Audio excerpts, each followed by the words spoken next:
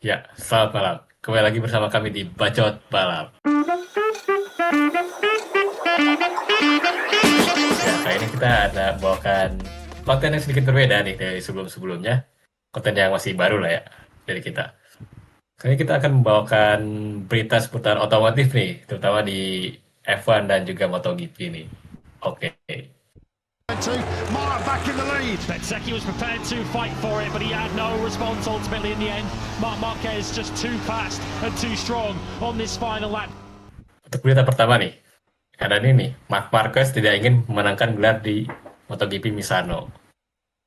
Itu berita utamanya nih. Kenapa dia tidak ingin memenangkan berita di Misano?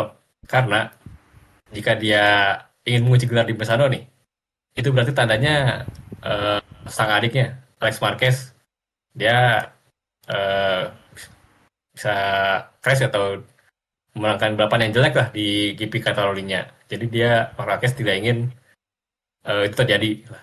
Makanya dia ingin mengunci gelarnya nanti aja sih di Mandalika katanya begitu sih. Menurut kalian nih gimana nih pendapatnya nih? Bukan karena ini, War. Di kandangnya Rossi, War. Bukan sih, bukan. Oh, bukan ya, bukan itu ya. Kalau bisa dia menangkan balapan di kandang Rossi, Kak, nanti adiknya harus crash sih kalau Catalunya. Kan kasihan juga harus korbanin adik demi menangkan gelar di kandang Rossi. Oh, ternyata bukan bukan gara-gara itu ya, bukan gara-gara di. Ya maksudnya masa juara dunia di kandang rivalnya sendiri gitu kan agak nggak rame ya. Nggak banyak fans Marquez juga di Ya, sana mungkin. ya. Ini Gimana, Aspi Wi? juga ya, tanggapan gak, Bi? Ya, karena gue gak terlalu ngikutin MotoGP, tapi ngedenger tadi kayak apa sih pembahasan Eka tadi juara di tempat rivalnya. Nah itu gue jadi ngeh sama race kemarin yang kata Eka tuh kan katanya Marquez sama Rossi kan gak akur ya mereka berdua ya akhir-akhir ini. Ya, Nah mungkin Sudah kalau lama sih, Bi. sampai bisa juara di kandang rivalnya ya setidaknya mungkin ada sedikit ya hinaan mungkin buat rivalnya atau gimana lah. Jadi seru juga bagi saya mah. tapi tahun kemarin kan kita berpikir yang juara bakalan Jorge Martin atau Pecco Bagnaia. Terus tahun 2021 antara Pecco atau Fabio Quartararo. Tahun ini bukan itu lagi pertanyaannya. Pertanyaannya di mana Marquez bakalan juara. Itu udah next level Anjir, kejuaraan. beda. Iya. Padahal Itu balapannya udah juga masih banyak tersisanya, masih 8 balapan tuh yang tersisa. Tapi ke Alex Marquez Tapi jauh dari banget dua kan? balapan ke depan udah bisa mengunci ya. Iya. Perbedaan Beda. poinnya sih cukup jauh sih, 175 dari hmm, Alex Marquez. Kalau nggak salah Alex Marquez ke Marc Marquez lebih jauh daripada Pecco Bagnaia ke Jorge Martin poinnya tuh. Iya, iya. Karena emang Marquez sih tahun ini emang unbeaten banget sih dia. Cuma satu kali crash tuh jadi nggak juara tuh. Itu 8 kali berturut-turut kan satu satu satu satu sprint satu Iya, balapan satu itu keren banget anjing. Ya, ya hal biasa mungkin di MotoGP jago mah. banget lah dia. Tapi kak, tuh gue mau nanya sih Marquez jadi sejago sekarang tuh emang udah keprediksi dari awal karena kepindahannya ke Ducati atau gimana? Ke gua. Oh, ya mungkin dari tahun kemarin kan Kayak kan? di Gres ini pakai motor yang tahun lalunya lagi. Udah lumayan mencolok kan Marquez bisa menang beberapa kali dan itu dominasi juga apalagi dikasih motor yang lebih baru yang sekarang sekarang lebih baru kan motornya.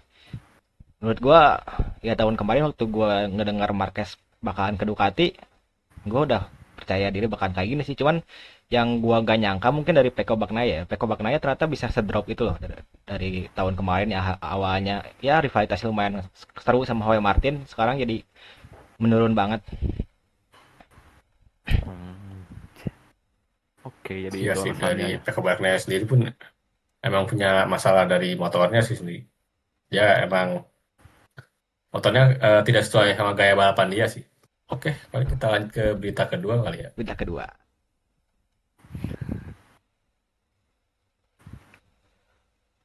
Oke, berita kedua. Yamaha akhirnya perkenalkan mesin V4 di GP Misano yang akan dikendarai oleh Augusto Fernandez dan memakai jatah wildcard mereka.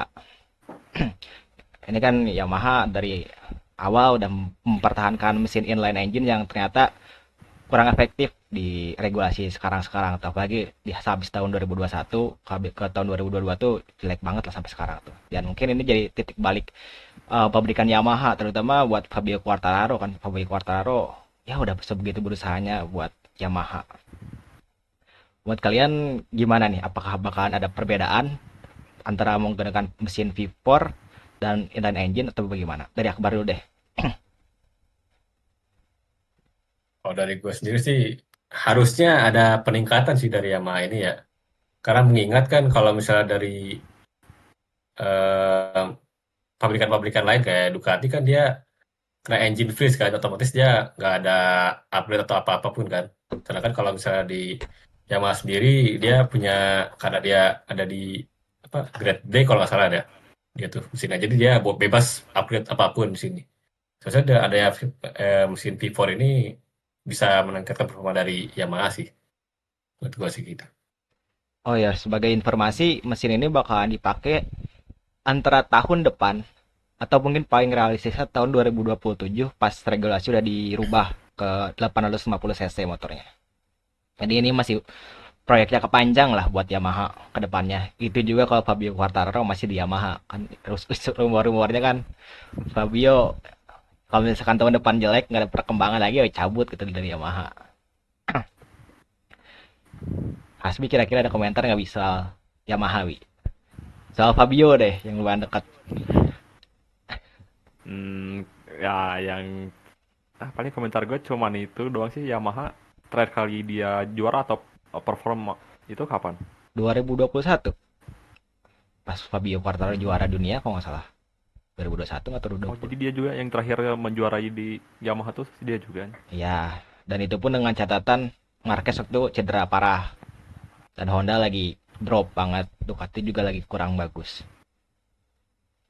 Hmm, paling itu sih. Kalau untuk regulasi itu tuh sama kayak Evan juga berarti MotoGP bakal ada perubahan regulasi. Oh ya, ada perubahan regulasi dari 1000 cc ke 850 cc. Cuman mungkin untuk detailnya gue kurang mendalami ya. Mungkin Akbar tahu nggak Bar? Kira-kira Bar? Gue juga agak lupa sih gimana untuk detailnya. Ya, ya intinya kayak gitulah dari 1000 cc ke 850 cc. Katanya bakalan tetap lebih kenceng, cuman ya efisiensi tenaga lah. Sekarang kan Iya. motorsport kayak gitu udah arahnya ke sana semua Nah, kan, ke efisiensi tenaga semua kan, efisiensi energi pembaruan semua. energi gitu kan. Ya mungkin di situ. Kira-kira bakal makin seru atau enggak menurut lu, Kak? Kalau misalkan bisa bersaing kayak dulu lagi semakin seru sih. Soalnya MotoGP yang dijual lagi-lagi overtake-nya kan, bukan kayak strategi, bukan kayak gimana cara balap. Gimana cara balapnya bagus sih lumayan. Cuman kan yang dijual dari MotoGP mostly kan overtake-nya kan. Hmm.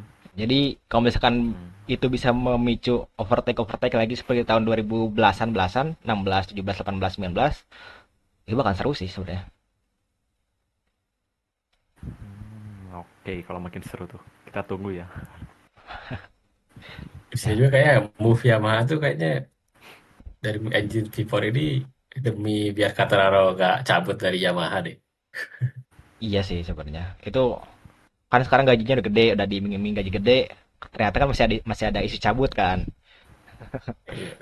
Ternyata ya Quartararo belum puas hanya dengan gaji besar tuh. Jadi orang-orang yang ngomong Quartararo stay di Yamaha buat gaji besar salah. Dia sebenarnya setia Iya sama sejujurnya Yamaha. kan agak ngancem juga kan kayak Yamaha kalau misalnya tahun depan motornya masih bapuk gitu nggak kompetitif, dia bisa cabut. Ya, ya yang terbaik lah buat Quartararo. Gue pengen lihat dia lagi juara dunia. Oke, berita selanjutnya kita beralih ke Formula One. Lebih tepatnya ke negara tetangga kita di Malaysia. Dikabarkan Malaysia menyesal telah cabut dari Formula One pada tahun 2018. Kendalanya di antara lain mungkin ya kendala utamanya biaya.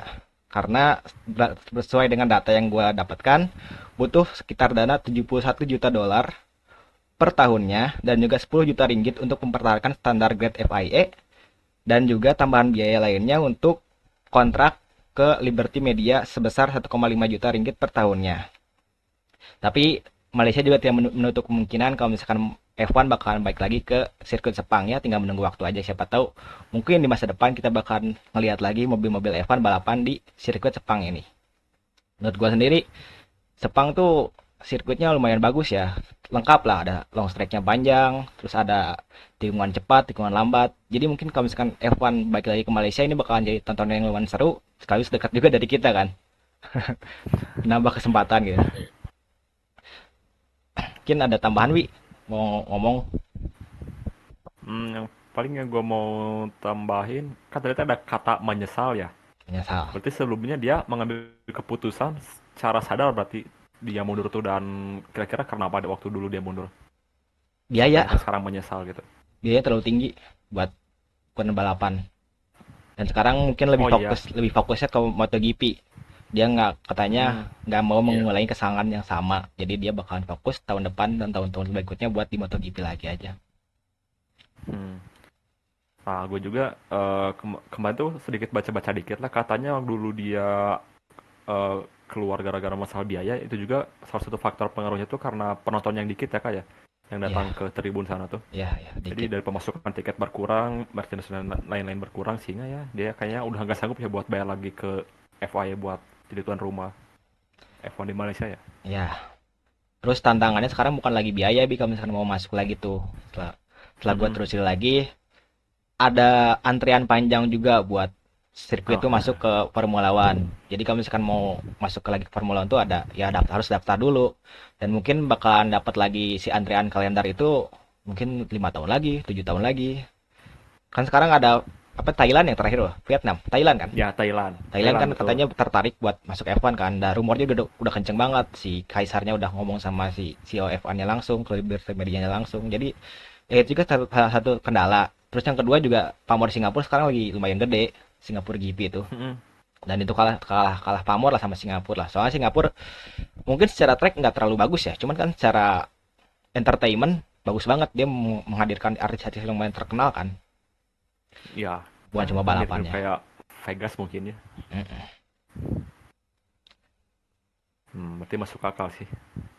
Atau ini Kak, ada salah satu faktor lagi sekarang di Malaysia juga, animo F1-nya udah mulai naik lagi mungkin ya. Jadi warga Malaysia juga ingin ngadain lagi F1 di sana. Iya, Kak, itu juga faktor yang paling kuat sih sebenarnya. Dari Akbar mungkin ada tambahan? Dari gue sendiri sih kayaknya ya bagus sih kalau misalnya dari Sepang ini kalau mau masuk F1 lagi, kan mengingat kalau di MotoGP kan dia juga di Sepang ini sering pakai uji tes buat MotoGP kan ya, karena tracknya yang lengkap kan. Tadi kata Kaika, dia bisa ada tracknya panjang, ada tikungan, dan juga jadi kan di MotoGP ini kalau di Sepang ini kalau misalnya dia masuk F1 tuh bagus sih. Jadi bisa menguji top speed, pengereman dan lain-lain sih. Dan juga dekat sama kita. Ya itu poin utamanya sebenarnya. Soalnya terakhir kali di F1 di Malaysia tuh kalau nggak salah tiketnya paling murah dibandingin yang lain deh. Jadi mungkin kita bisa punya kesempatan kalau misalkan Malaysia mengadakan lagi, kita bisa nonton langsung di sana. Bisa ke sana. Sementara kan kalau di Singapura kan tiketnya mahal ya. Singapura Nah mahal. iya, mahal banget aja. Mahal banget. Kalau Mungkin nggak ke Malaysia mungkin Thailand ya. ya realisasi Thailand ya. Cuman kan grand openingnya pasti mahal tiketnya awal-awal. Pasti banyak yang mau ke sana. Kayak waktu dulu Mandalika awal-awal. Jadi ya mungkin kita tunggu aja lah 7 tahun mendatang, mungkin 10 tahun mendatang Sepang bakalan jadi sirkuit F1 lagi. Nah, itu Bar, ngomong-ngomong, kalau gua agak salah dengar katanya Malaysia juga itu nggak mau kecolongan buat memperbarui kontrak buat MotoGP di Sepang. Itu gimana Bar? Ya pasti sih itu Babi. Soalnya kan mengingat di Sepang juga penonton banyak Bi. Kalau di Sepang dibanding yang Mandalika ya. Kalau gue tahu Sepang lebih banyak penontonnya. Soalnya Si Mandalika kurang kan. Sepang tuh beberapa kali jadiin ajang buat mempertaruhkan kejuaraan juga kan. Makanya sering banyak yang nonton. Salah satunya itu gara-gara kejuaraannya mungkin sering ditentukan di Sepang. Emang di Sepang itu race keberapa? Biasanya gitu kalau di MotoGP. 3 akhir 2 akhir kalau nggak salah. Oh, jadi udah akhir-akhir ya, pantesan aja. Ya. ya seru. Menarik. Dibandingkan ya tengah-tengah balapan kan apa yang mau dilihat gitu, nggak ada pertaruhannya. Apalagi kalau misalkan kayak kemarin Hoya Martin sama Pecco Bagnaia kan lumayan seru juga kan. Ini bisa nggak Marquez juara di Sepang kira-kira? Wah udah juara Bi. Bisa banget lah. Oh, Udah juara itu mah. Udah Udah juara. juara. Orang dua balapan ke depan aja udah bisa juara, Bi. Ini jago pisan tuh mah. Udah juara. Win streak-nya lumayan berarti hanya. Sementara sisa balapannya ada 8, Bi. Waduh. Peluangnya makin tinggi tuh. Berarti itu tinggal nentuin ya, tinggal nentuin di kapan mau juara di mana. Kalau gitu mana? Iya. Dua doang. Kemungkinan sih di Mandalika ya dia juara. Anjir. Bagus itu buat promosi marketing juga kayaknya. Jadi Mandalika Buat Mandalika. orang Indonesia banyak yang nggak suka Marquez. Dia kan sering jatuh ya di sana. Iya sering aja tuh di sana. Tapi banyak juga sih yang suka, Kak. Soalnya kan rata-rata Indonesia pakai motornya Honda. Dia dulu kan Marquez gendong Honda banget. Aing pakai Beat tapi pakai ngedukung Quartararo. Coba kembali ya. Sama-sama biru yang penting mah anjing. Oh jadi dari Di warna berarti. Indonesia market Honda tuh lebih besar daripada Yamaha ya. Iya. Jelas sih. Iklan di mana-mana ya. Terakhir iklan Yamaha kan sama si Komeng ya dulu. Ya, yang juga kan dulu kan di motornya Honda itu ada One Heart-nya. Oh, Satu ah, hati. bener tuh. Jelas pisan logonya. Ya semoga aja bisa di Mandalika mungkin. Oke, berita selanjutnya. Oke, berita selanjutnya.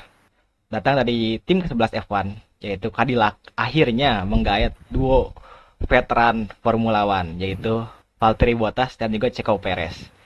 Valtteri Bottas sendiri rumornya udah lumayan kenceng ya dari waktu dulu-dulu. Dia juga sempat direkomendasi sama Toto Wolff, katanya orang ini dedikasinya tinggi buat tim, dan dia layak untuk mendapatkan kursi di tahun depan. Sebenarnya Ceko sendiri, Cadillac awalnya sempat ragu, cuman Cadillac tuh nanya ke insidernya Red Bull kalau nggak salah. Kayak gimana sih nih orangnya?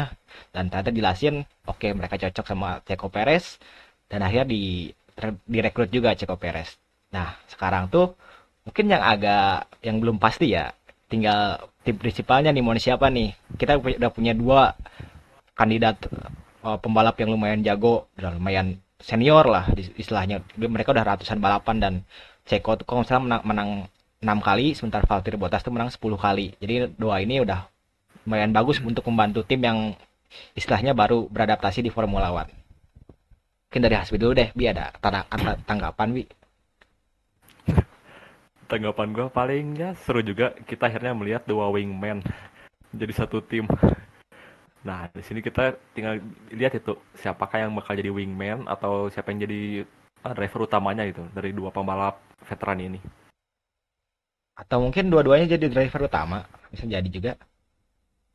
Bisa jadi karena tim ini masih baru juga kan. Kan katanya ada yang bilang Ya. 2 dikali 2, 1 tambah 1 sama dengan 2 katanya. Apa ya, lupa lagi gue meme-nya anjing. Kan itulah. Menarik Bagus sih. Ini kan sebenarnya. Gimana, Bi? Sok. tapi bagi gue ya ini langkah Cadillac sebagai tim ke-11 yang baru di F1 bagus ya kata gue strateginya. Jadi itu awal debut langsung menggait dua pembalap yang udah berpengalaman. Nah mungkin dari pengalaman ini kan mungkin bagi kata orang-orang apaan sih kayak ngerekrut pembalap yang veteran udah hiatus berapa musim gitu ya. Tapi bagi gue dengan menggait driver yang pengalaman itu bisa mendapatkan sebuah nilai plus lah buat tim yang baru ini baik dari segi data dan juga masukan-masukan mereka. Nah mungkin dari 2 atau 3 tahun ke depan tim Cadillac mungkin nanti bisa mulai memberi debut kepada driver-driver mudanya.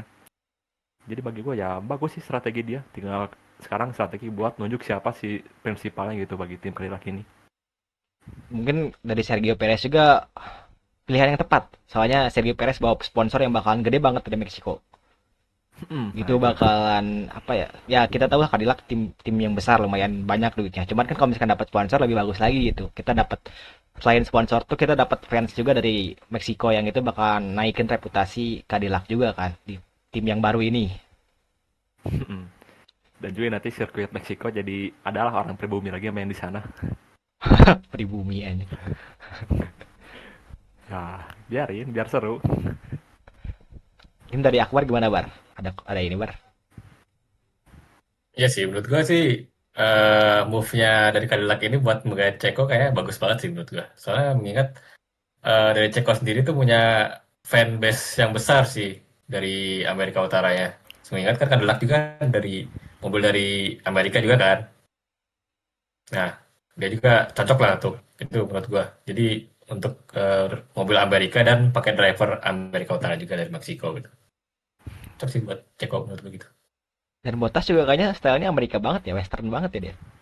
Iya, hanya dia kayak orang orang bebas banget aja. Kita lihat yang di fotonya itu Ceko lagi surfing bawa bendera Amerika itu keren banget. Gue kira awalnya AI loh, ini ternyata asli.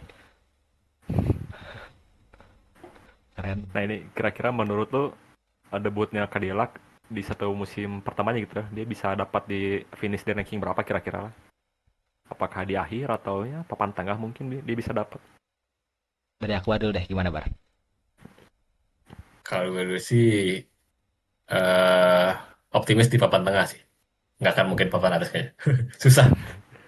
Gak papan bawah bareng.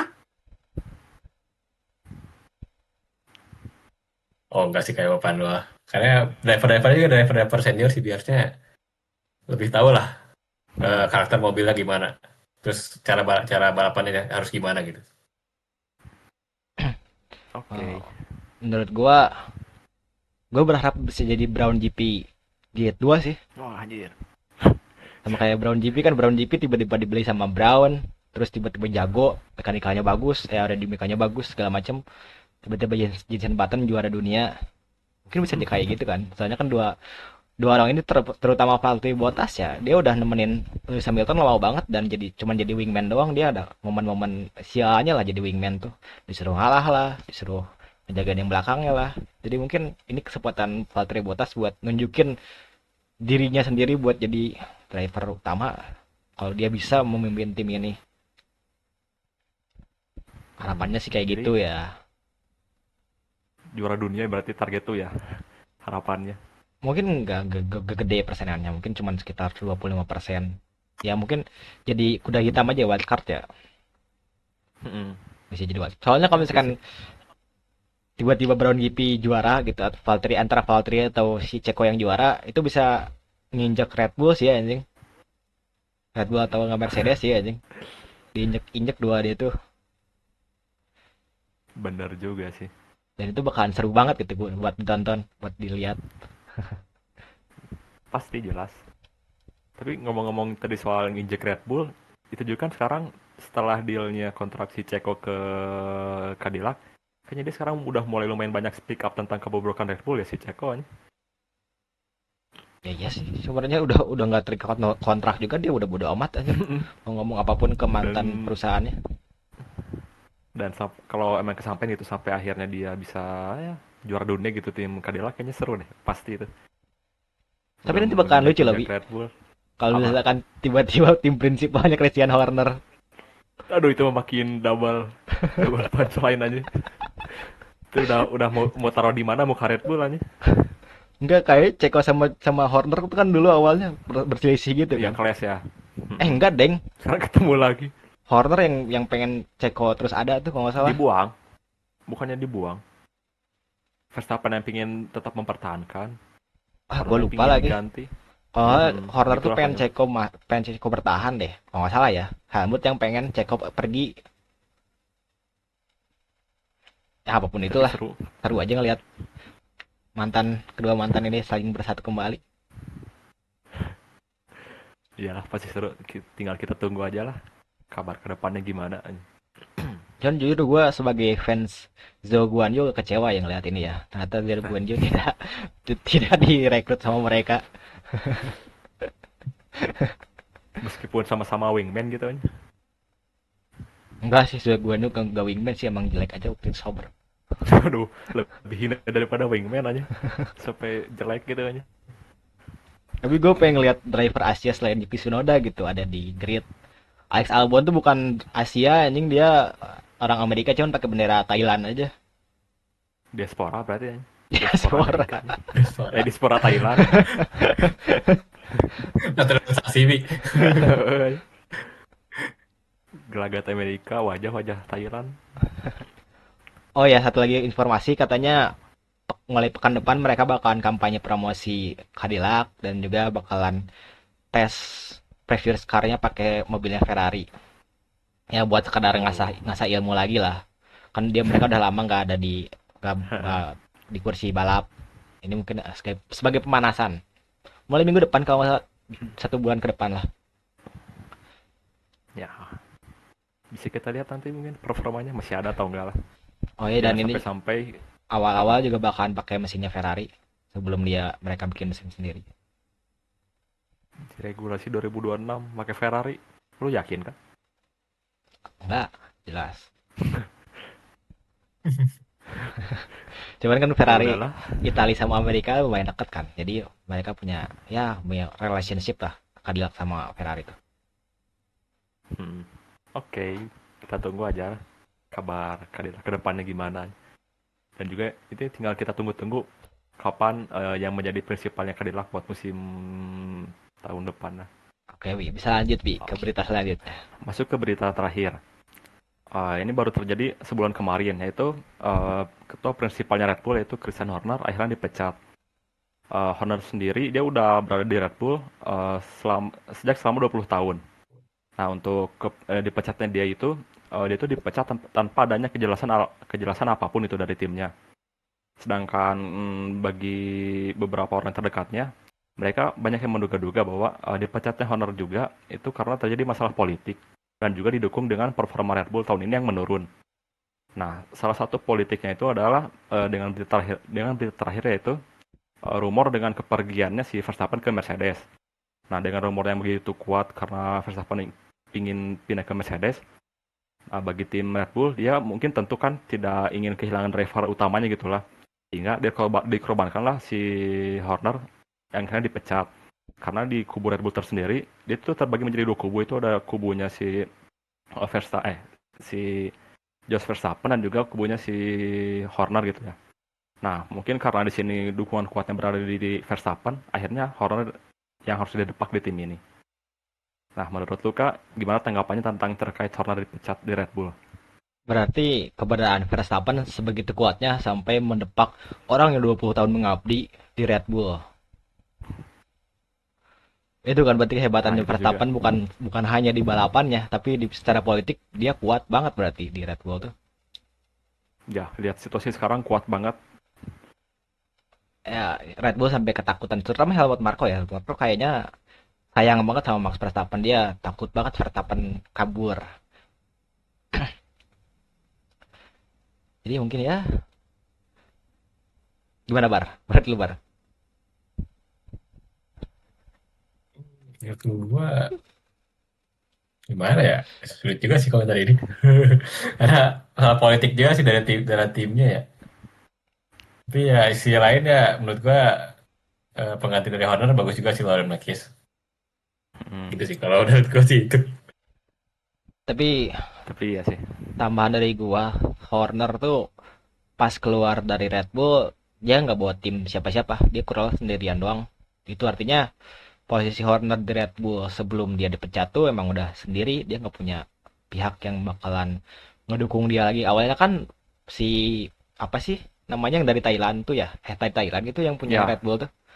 Ya, yang punya saham 51% lah. Iya Orang kan. Thailand dia kan Si nge-backing dia lah dulu awalnya. si orang Thailand itu kalau nggak salah sahamnya diturun, bukan 51% lagi, dia yang 49-nya kalau nggak salah. Makanya dia nggak punya suara yang bagus buat mempertahankan Horner ini. Cuman dari sesuatu yang kita dapatkan, ternyata kalau tanpa ada si orang Thailand ini, petinggi Red Bull dari Thailand ini, mungkin Horner udah dipecat dari kapan tahu gitu. Dan dia ternyata benar-benar sendiri di tim Red Bull tuh, dia nggak punya backingan apa-apa, dia nggak punya dukungan dari siapapun gitu. Mungkin dari tim Red Bullnya sendiri dalam tanda kutip udah nggak percaya lagi sama Horner. Bisa jadi. Atau ini Kak, karena ada masalah kasus pencabulan si Horner kepada staff ceweknya juga. Betul, Jadi si belum. staff Red Bull kayak udah kecewa semua, kayak aduh ini orang gini-gini amat ketua gua. Rumor itu kayaknya masih belum bisa terbukti ya, karena belum ada yang bisa ngomong memvalidasi gitu ya. Cuman ya itu lumayan, beritanya lumayan hangat kan di Red Bull tuh, terutama di dunia F1. Orang-orang jadi pada kesel lah sama nih orang. Cuman ya Bener. itu artinya 20 tahun sedih juga sih kalau misalnya jadi Horner. Kalau misalkan berita itu tidak terbukti benar ya, kalau misalkan terbukti benar ya dia pantas mendapatkannya gitu. Dia pantas untuk dipecat, dia pantas untuk keluar dari Red Bull, terutama Red Bull juga performanya kurang gitu. Soalnya kalau misalkan ada rumor itu, tapi mobilnya tetap bagus ya oke gitu. Tapi aneh ya, Cakli. itu kayak masih kayak banyak orang yang gak tahu perjuangan Horner di Red Bull membangun dari nol sampai sekarang gitu, sampai bisa dapat gelar 8 DC sampai 6 Moces ya kan dia ya. Tapi Padahal itu masalahnya kan banyak jasa dia juga kan di situ. terlepas dari banyak jasa dia, orang-orang penting Red Bull juga udah pada keluar. Oh iya, Gitu juga Newey sih. keluar, Newey, terus apa yang ke Sauber yang tuh? mekanik di McLaren, Mekanik Bob McLaren Marshall ya. ya. Terus yang ke Sauber siapa ya namanya? Strategis tuh. Nama lupa gue namanya. Itu juga kan. Jadi politikalnya udah hilang, orang-orang pentingnya udah hilang. Red Bull tuh kayak ya udah kita punya orang-orang baru lagi yang terbukti belum bagus lah squad sekarang. Iya. Malah sekarang yang jago tuh malah tim bawahnya kan, tim Racing Bull sekarang yang malah performanya mulai menaik daripada Red Bull sendiri kan. Terbukti dari repeatnya. Racing Bull kan lebih unggul daripada Red Bull ya musim sekarang kan. Iya. Dan orang-orangnya juga kan contohnya si Lauren Makis kan sekarang naik jabatan tuh, promosi dari Racing Bull ke Red Bull berarti kan oke berarti tim satelitnya dia. Ya mungkin lebih nyantai ya tim satelitnya. Kan nggak boleh satu sama benar-benar satu perusahaan juga kan tim satelit sama tim aslinya. Seru lah tapi Red Bull kedepannya bakalan kayak gimana. Gua berharapnya tahun 2026 Max Verstappen tersingkirkan dari top 4 besar, terus klausulnya terbuka dan mungkin dia bakalan bisa pindah ke tim yang lain. Mercedes mungkin. Tetap Mercedes aja. Kalau itu sampai pindah udahlah makin aneh strategi Red Bull. Ketika itu ngepecah Horner kayak gagal berarti buat mempertahankan Verstappen kalau gitu. Kalau sampai si Verstappen pindah ke Mercedes gitu. Terlalu nyantai sih Red Bull tuh. Mereka nggak punya regenerasi yang bagus buat mempertahankan tim itu dalam jangka panjang. Selain Verstappen siapa lagi coba yang jago? Nggak ada lagi kan. Yuki Tsunoda, nah Yuki Tsunoda kayak gitu. Isaac Hajar ya gue belum tentu bagus. Liam Lawson apalagi jelek banget kan. Kantar ngerekrut Leclerc. Kalau mau. Leclerc kayaknya udah setia banget sama Ferrari. Itu udah toxic Cinta mati ya. relationship aja. Dibandingin Red Bull, Ferrari sebenarnya lebih stabil. Tapi kedua terus, nggak pernah pertama. Stabil ya. Stabil, nggak pernah berubah dia tuh. Sebenarnya bagus enggak, jelek enggak. Jadi dia tuh mobilnya standar gitu, nggak pernah terlalu bagus, nggak pernah terlalu jelek gitu aja. Kalau di bola lama itu kayak Arsenal tuh. Gak pernah juara tapi gak pernah terpuruk juga. Jadi Iya. oke, standar doang. Oke, standar. Cuman ya kelamaan aja guys standarnya anjing. Tapi itu lihat sekarang nasib Horner kan dia sekarang lagi nganggur dalam tanda kutip. Kira-kira menurut tuh nganggurnya Horner itu banyak diminati sama tim-tim lain atau gimana? Dari Oh, Kak Akbar dulu boleh. Akbar boleh. Gue sendiri sih kayaknya pasti aja sih, pasti ada sih ya awal-awal gitu ya. Ingat dia apa portofolio dia lah dari Evan bagus gitu ya. Pasti ada aja tim yang ingin menggait dia, tapi ya kan sisi lain bukan itu doang kan yang dipermasalahin, ada kontrak dan lain-lainnya juga kan yang dia yang perlu dipertimbangkan. Nah mungkin udah ada omongan tapi belum aja kayak belum dapat titik terang dari kontrak atau apanya gitu. Menurutku sih kayak gitu sih. Terakhir tuh yang sempat rumor paling kencang itu kan Ferrari, katanya mau rekrut Horner. Cuman kan akhirnya Nah, itu. lebih memilih Fred Vasseur kan. Terus Cadillac juga kedua belah pihak tuh agak membantah ketertarikan Horner ke Cadillac, begitupun sebaliknya. Dan menurut gua faktornya lumayan krusial sih, soalnya Horner kalau misalkan masuk ke Ferrari dia cuma datang sendirian, sementara yang bikin Horner bagus tuh orang-orang di belakangnya, kayak tadi kata Hasbi bilang si Adrian Newey, terus yang masuk ke McLaren siapa, siapa sih, Bob Marshall ya. Bob Marshall ya. Yang ngebikin Red Bull bagus dalam kena kutip tuh ya bukan Hornernya tapi orang-orang di belakangnya, dan Horner nggak akan bisa membawa itu ke Ferrari maupun ke Cadillac. Makanya baik Ferrari maupun Cadillac mungkin belum terlalu tertarik kepada Horner gitu. Karena apa yang mau lu bawa ke tim kita? Lu nggak punya value selain ya 20 tahun mengabdi itu, lu nggak punya value apa-apa. Terlebih lagi kan politik terakhirnya kan rumornya jelek kan, si Horner dipecat bukan Hmm, mengundurkan diri. Beda loh. iya, Kalau misalkan mengundurkan diri itu mungkin lebih terhormat buat Horner. Cuman ini kan dalam kata kutip dipecat dari Red Bull. betul sih Kak. Tapi kalau sampai semisal itu ya, si Horner jadi masuk ke dewannya FIA, kayaknya seru deh dia. Bisa ngatur Toto Wolff di belakang layar akhirnya. Gak, gak mungkin. Gak mungkin. Ya, berandai-andai aja. Kasihan tau. Iya, jadi masih tetap ada persaingan lah, meskipun bukan persaingan di race, tapi di belakang layarnya kuat nanti aja. Kasihan tau. Ya, itu memang kayaknya sulit untuk kejadian, tapi ya siapa tahu juga nih. Tapi yang gua baca juga katanya sekarang tim Alpine ya lagi masih belum dapat prinsipal yang jelasnya gitu, masih cuman super sub doang. Kira-kira kalau Alpine ngerekrut Horner bagus gak ya kira-kira? Kan sama-sama saling membutuhkan dua orang ini tuh. Alpine kekosongan tim prinsipal, Horner butuh lowongan mungkin sebagai prinsipal di Alpine bisa atau tidaknya. Alpin ada rumor yang lumayan bagus katanya. Si Checo Perez sama Valtteri Bottas menolak Alpin. Aduh, itu udah jelas bagus. Udah terbukti dari Piastri itu menolak Alpine jadi sukses. Dia emang tim ini udah terlanjur bobrok lah menurut gua, udah nggak ada harapannya lagi. Mungkin tahun depannya gue bakal dijual atau bagaimana, gue ngerti. Nah, udah pantas dijual sih. Udah ada korupsi segala di tim itu, udah aneh lah intinya mah. Udah nggak jelas. Nah, gimana ya? Masih banyak yang bakalan tim bagus gitu yang dapat ke Alp yang datang buat nggantiin Alpine, mungkin Porsche, tapi kan Porsche udah nggak ini ya. Wah, masih banyak tim yang mau datang ke F1 yang mungkin lebih bagus daripada Alpine secara operasionalnya. Apalagi kan nanti regulasinya lebih mengutamakan keefisiensi energi kan. Di Ya, mana sekarang banyak pabrikan mobil yang sedang memproduksi inovasi energi kan banyak sekarang. Nah, mungkin itu jadi banyak yang minat juga sekarang buat gabung F1. Jadi Alpine ya tinggal tunggu keluar aja sih. tinggal tunggu dijual. Nah, bisa dijual. Oke, paling sini buat berita terakhir. Masuk ke diskusi mungkin Bar. Oke, kita masuk ke diskusi apa dulu nih? Pak, kita masuk diskusi ke MotoGP kemarin, pada pembahasan MotoGP kemarin ya. Boleh. Mm-mm. Review. Oke, dari MotoGP kemarin sih cukup seru sih kalau menurut gue ya dari MotoGP kemarin. Dimulai dari posisi satu tuh sebenarnya awal-awal si Marco Bezzecchi itu cukup mimpin jauh lah. Pace-nya bagus kenceng banget dia pas balapannya. Tapi akhir-akhir karena dia berbeda bannya kalau nggak salah sama Marquez itu dia ban belakang Marco Bezzecchi itu dia pakai soft, sedangkan Marc Marquez itu medium-medium. Nah di akhir-akhir kayak kehabisan bannya Marc Marquez baru bisa menyusul sih. Tapi sebenarnya pas awal-awal bagus seru tuh. Eh, Duel antara Marquez sama Bezzecchi.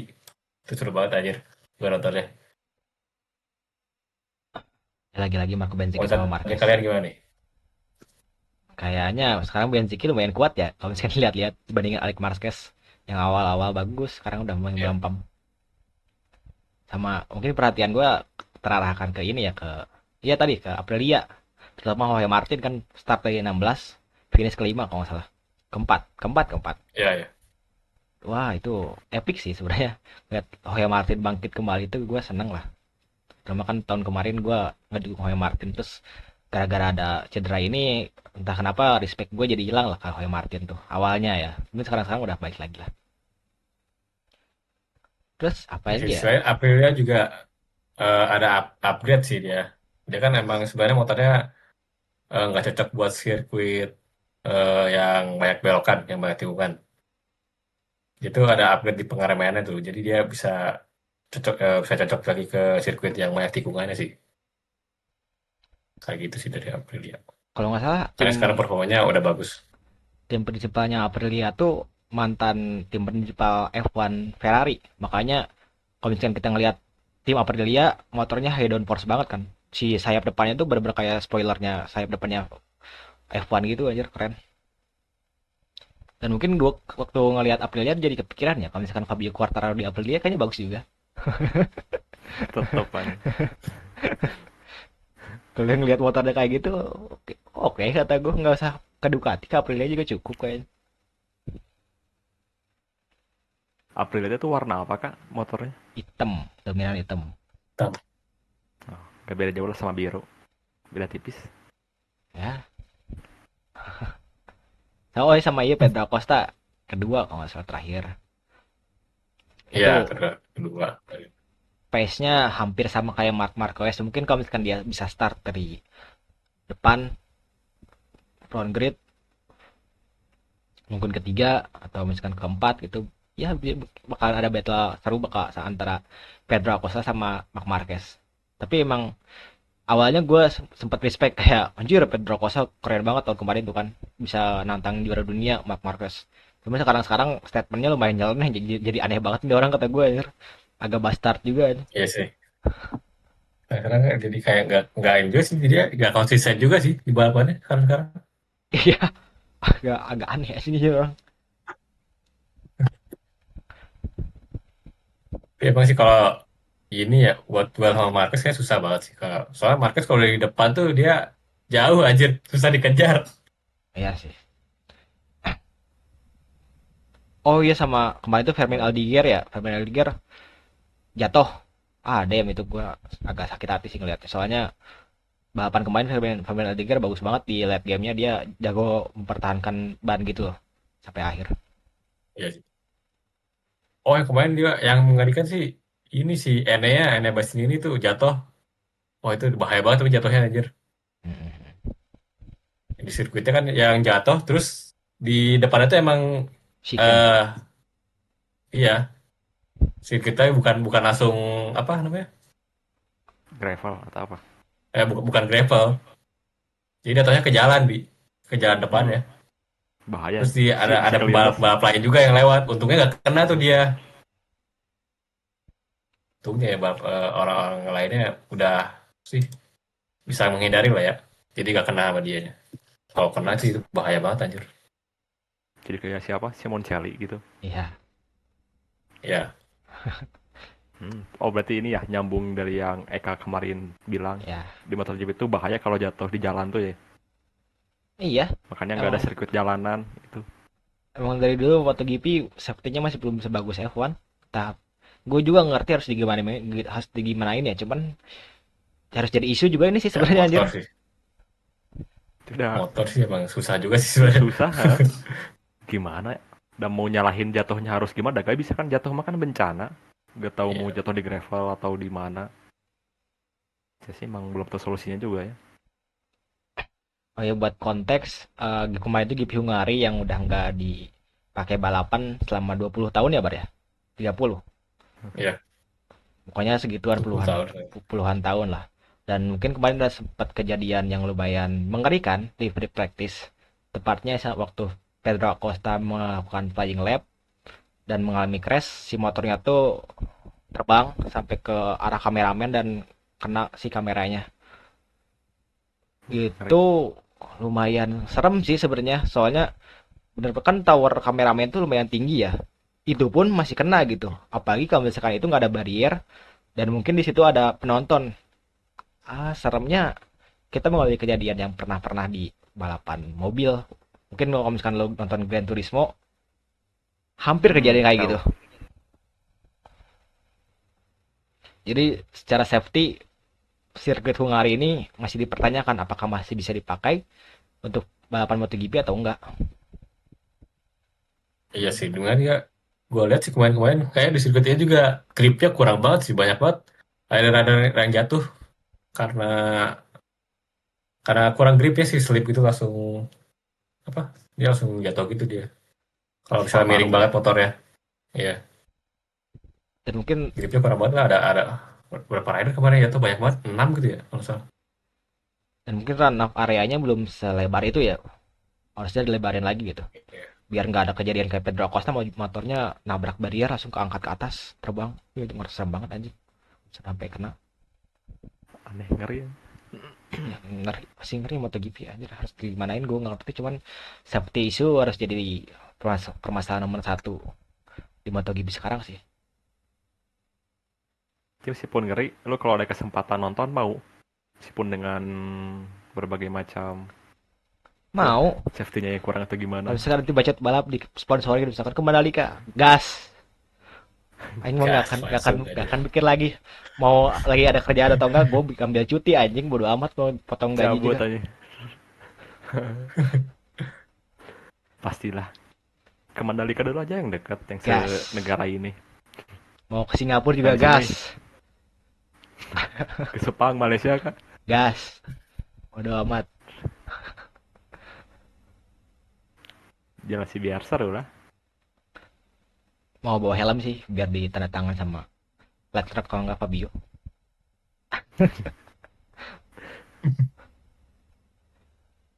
Kalau gue mau bawa topi aja lah, biar bisa tanda tangan nanti Dino dijual lagi biar dapat untung yang lumayan aja. Jangan ada anjing. Sebel banget. Bisnis kan. Pura-pura fans ya, pura-pura idola, minta tanda tangan. Setelah Dino baru goreng aja. Ini ngomong lagi diskusi nih. Kira-kira kalau misalkan lo ketemu Oscar Piastri lo bakalan ngomong apa, Bi? Gue tuh pernah dapat pepatah katanya kalau ngeidolain seseorang jangan pernah ketemu gitu karena pasti bakal dikecewain setelah tahu aslinya. Kalau gue ketemu langsung paling gue ya pengen cuman minta foto doang, gak akan banyak nanya karena nggak bisa bahasa Inggris, udah simple. Susah Inggris. Kalau Lobar ketemu siapa driver atau pembalap rider favorit Lobar?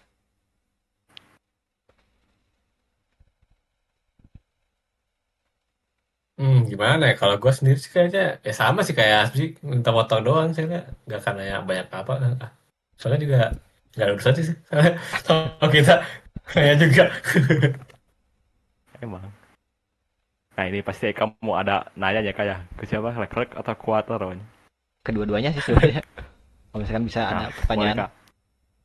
apa ya tapi ya ya nggak gimana-gimana juga sih, paling minta foto tanda tangannya jelas gitu. Fotonya bakalan gue upload di Instagram, mungkin nggak akan gue ganti-ganti lagi fotonya ini.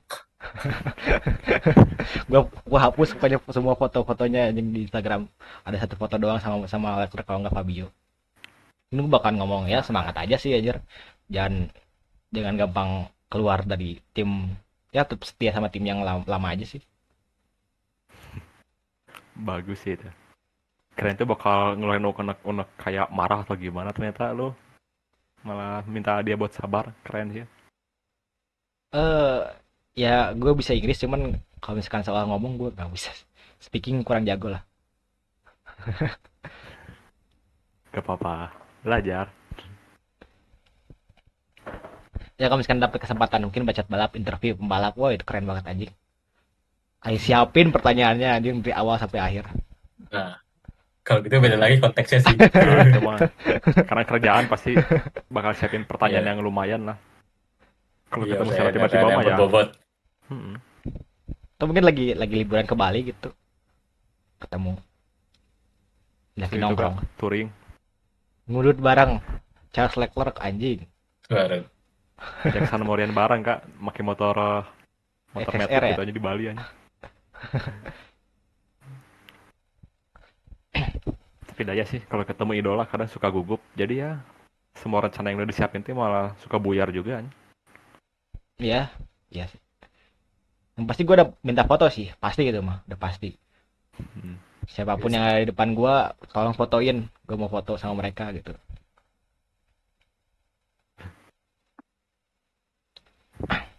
Ada mungkin minggu depan ada balapan, alhamdulillah kita ketemu sama balapan lagi, Dutch Grand Prix, dimana tahun-tahun sebelumnya Dutch Grand Prix ini overtakingnya lumayan banyak, ada seratusan overtake kalau nggak salah di rumornya tahun 2024 2023 gue lupa.